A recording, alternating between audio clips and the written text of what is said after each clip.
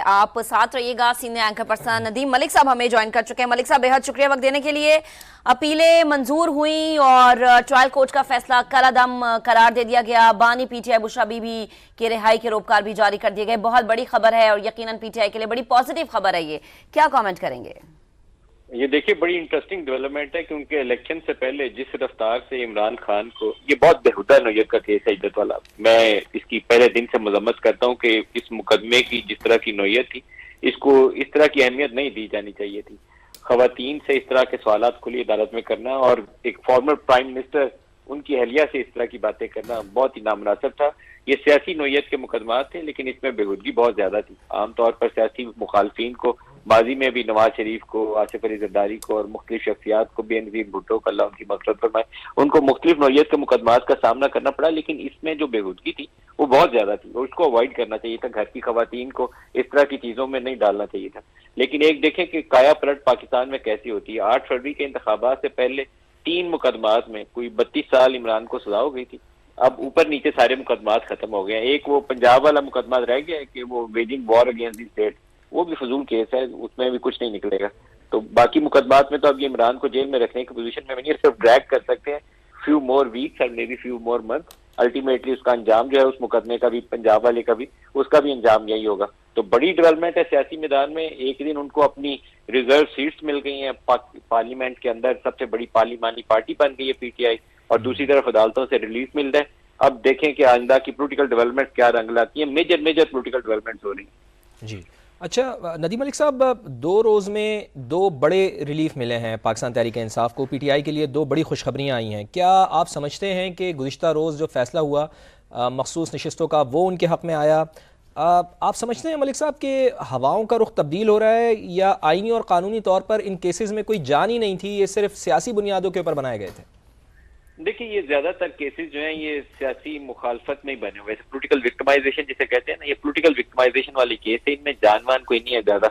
ये अपने सियासी मुखालफिन को जब रगीदना हो ना, तो इस तरह के पाकिस्तान में मुकदमा घड़ लिए जाते हैं। शायद खाकान अब्बासी को 8 महीने इन्होंने जेल में रखा था, और जो मुकदमा था उसके 4-5 साल नैबाद में भी उसके ऊपर लगा रहा। कुछ 4 आने की भी करप्शन नहीं उसमें से निकली। इसी तरीके से बेशुमार मिसालें हैं। मरियम नवाज जेल में रही, नवाज शरीफ जेल में रहे, मिस्टर इस्माइल ने जेल काटी, एहसन इकबाल ने, वो स्पोर्ट्स सिटी वाला केस फजूल केस था जिसकी बुनियादी कोई नहीं थी। अब वो शहजाद अकबर खुद कहता है कि वो शाहिद खाकान और एहसन इकबाल के खिलाफ कोई सबूत नहीं थे, फजूल केस थे, और उस वक्त उसी शहजाद अकबर ने इनको पकड़ के जेल में डाल दिया था। इनमें जानवान कोई नहीं है। लेकिन हवाओं का रुख बदलना वो अभी बहुत कबल वक्त है, क्योंकि जो इमरान खान की एस्टेब्लिशमेंट के साथ इस वक्त एक मुखासमाना किस्म का दोनों का एक दूसरे के साथ मामलात है, उसमें तब्दीली आनी बहुत जरूरी है। पोलिटिकल पार्टी को should have good working relationship with all stakeholders. उनके कंधों पे चढ़ के हुकूमत में भी नहीं आना चाहिए, लेकिन उनसे लड़ाई भी नहीं लड़नी चाहिए। तो इमरान खान को वहां पे कुछ करना चाहिए ताकि मामला इनके बाकी मैदान में भी खुले। लेकिन अदलिया पांव पे खड़ी होती हुई बाद मुकदमात में नजर आई है। हाई कोर्ट में, इस्लामाबाद हाई कोर्ट ने पहले जान दिखाई, फिर सुप्रीम कोर्ट के 13 रुकनी बेंच ने जान दिखाई। अब देखें कि वो सिविल कोर्ट से भी वो उनका मुकदमा बिल्कुल जो होना चाहिए था फैसला, उसने उठा के जज ने बाहर फेंक दिया। इसी तरह के एक जज ने पहले 7 साल सजा दी थी, उसी तरह के एक जज ने आज बरी कर दी। सही, ठीक है। मलिक साहब साथ रहेगा। कामरान मुर्तजा माहिर कानून है, आप हमें ज्वाइन कर चुके हैं। बेहद शुक्रिया वक्त देने के लिए। कहिएगा, आज का जो ये फैसला है जिसमें बानी पीटीआई और बुशरा बीबी को जो है बहुत बड़ा एक तरह से रिलीफ मिला है, और ये कहा गया है कि किसी और अगर केस में मतलूब नहीं तो बानी पीटीआई को रिहा कर दिया जाए। किस तरह से देखते हैं आप इस फैसले को? मेरा ख्याल है ठीक फैसला है, कोई इसमें कोई ऐसी बुरी बात नहीं है।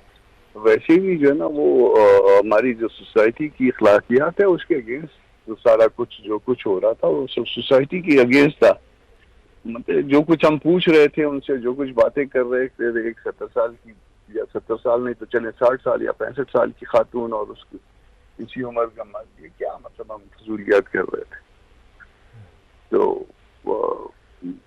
मतलब अनफॉर्चुनेट, बस ये बदकिस्मती है कि हम इस तरह के केसेस भी चलाते हैं।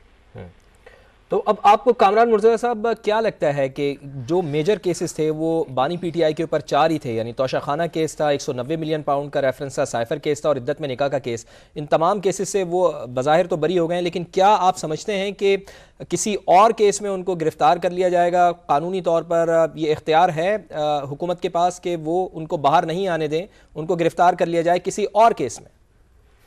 देखिए, प्रोफेशनली स्पीकिंग, जो मुझे जो केस जो लगता है कि जिसमें कुछ मटेरियल हो सकता है, वो 190 मिलियन वाला वो केस है। उसमें जो है वो मुझे जो है थोड़ा सा वो नजर आता है। पता नहीं केस कैसे चल रहा है। जो केस चलाने वाले होते हैं दोनों तरफ से, वो ज्यादा उसको जो है ना बेहतर तौर पे वो कर सकते हैं। हम तो कागज नहीं देख रहे, हम तो सिर्फ जुबानी जो है ना, या जो कुछ मीडिया रिपोर्ट करता है हम उसको देखते हैं। सही। तो मसला उस केस के बाकी जो है ना वो मटेरियल मौजूद नहीं है शायद गवर्नमेंट के पास। और फिर यहाँ पे रवाजात तो है ना इस तरह की, आप देख लेना कि इद्दत के ऊपर जो है ना वो भी केस चल रहा है। तो ये यहाँ हमारे यहाँ जो है ना वो सब कुछ होता है। जब आप दुश्मनी में होते हैं तो भी सब कुछ करते हैं, जब आप दोस्ती में होते हैं तो भी जो है ना उसके वाइस वर्सा सब कुछ करते हैं। तो ये बदकिस्मती है हमारे माशरे की। ठीक है, कामरान साहब साथ रहेगा। मलिक साहब, आपकी जानी बात हुई, जैसे अभी आप कह रहे थे ना कि एक जज ने कहा कि 7 साल की सजा होगी, इसी तरह दिया कि उन्हें बरी कर दिया गया।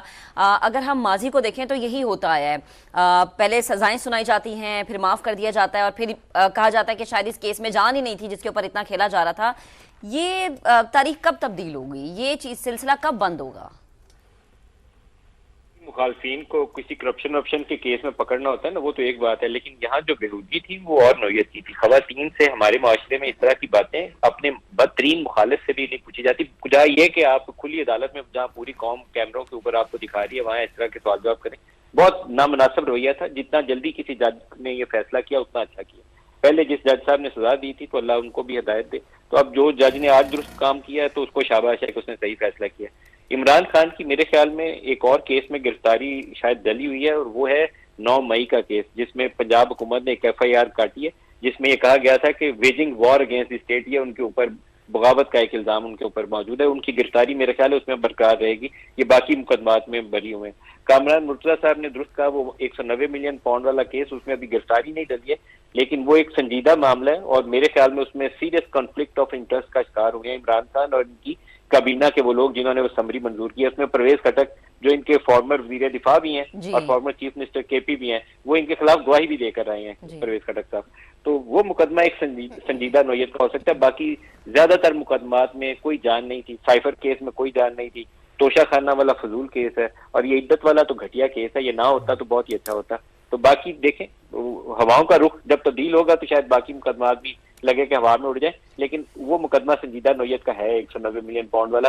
अगर उसमें अच्छे से तहकीक की जाए और उसके अंदर डॉक्यूमेंटेशन, पूरे शवाहिद और सबूत लेकर, जिन गवाहों की जरूरत है, उसमें साकिब निसार साहब की गवाही चाहिए होगी, उसमें रियाज मलिक की गवाही चाहिए होगी, उसमें शहजाद अकबर की गवाही चाहिए होगी, फिर उस केस को आगे बढ़ाया जा सकता है। वैसे खाली इल्जाम के ऊपर किसी को सजा देना मुमकिन नहीं होगा।